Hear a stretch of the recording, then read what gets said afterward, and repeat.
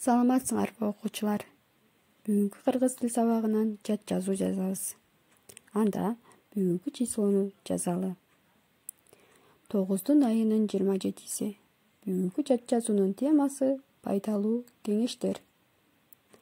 Анда азыр балдар силерге мен пайдалуу кеңештер деген текстти окуп берейин. Силер болсо кунт коюп окугула.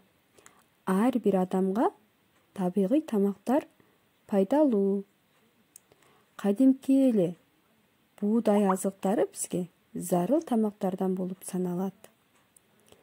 Анын данында адамга пайдалуу витаминдер бар. Баалуу витаминдер кесек тартылган ундан жасалган нанда көбүрөөк болот. Жыпа-жыттар да адамдын сезимине жакшы таасир берет. Алар адамдын ишке болгон жөндөмүн арттырат. Текст түшүнүктүү болдубу балдар? Анда бүгүнкү жат жазуубузду кунт коюп жазабыз. Анда баштадык. Пайдалуу кеңештер. Бармак басым менен баштап жазабыз балдар. Баштамга менен. Ар бир адамга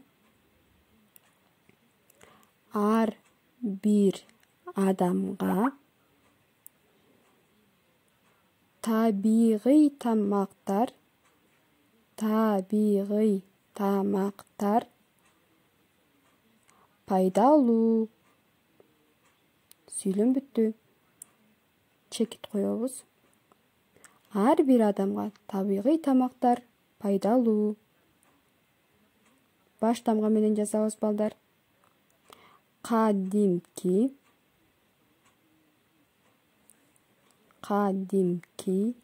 эле буудай азыктары бизге зарыл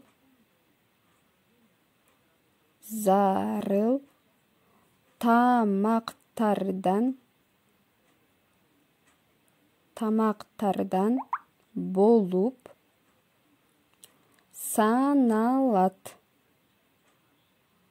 болуп саналат.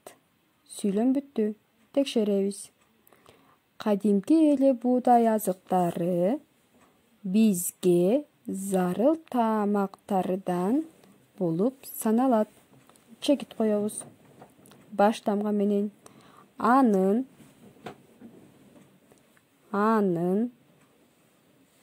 данында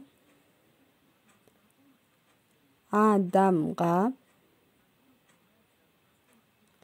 пайдалуу витаминдер бар. Сүйлөм бүттү. Текшеребиз. Анын данында адамга пайдалуу витаминдер бар. Чекит коебуз. Азаматсыңар балдар. Эми баштамга менен жазабыз. Баалуу витаминдер кесек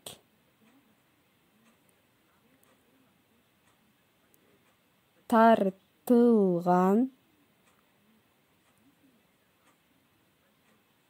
ундан жасалган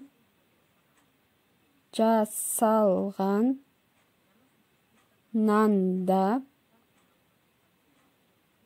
көбүрөөк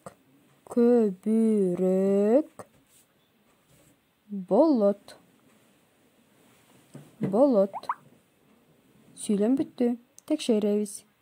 Баалуу витаминдер кесек тартылган ундан жасалган нанда көбүрөөк болот. Сүйлөм бүттү. Чекит коебуз. Баштамга менен жазабыз. Жыпар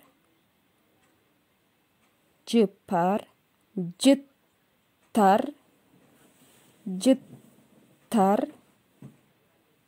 Да, адамдын, адамдын сезимине жакшы таасир берет. Сүйлөм бүттү. Текшеребиз. Жыпар, жыттарда адамдын сезимине жакшы таасир берет. Чекит койдуңарбы? Азаматсыңар. Эми акыркы сүйлөмдү окуйм. Алар, баштамга менен жазабыз. Адамдын ишке болгон жөндөмүн арттырат. Арттырат. Демек, 2 т жазабыз, арттырат. Сүйлөмдү текшеребиз, балдар. Алар адамдын ишке болгон жөндөмүн арттырат. Чекит коебуз.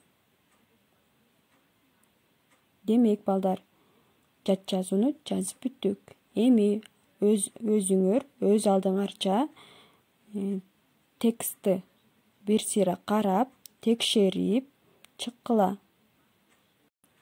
Балдар, текшерип бүткөн соң силерге тапшырма. Ушул тексттен зат атооч сөздөрдү карандаш менен бир сызып чыгасыңар. Зат атооч сөздөр кайсы суроолорго жооп берет? Ким, эмне, кимдер, эмнелер деген суроолорго жооп берген сөздөрдүн астын бир сызып чыгасыңар. Бардыгыңарды 4-5ке жазды деп ишенем, балдар. Бүгүнкү сабагыбыз бүттү. Саламатта калгыла.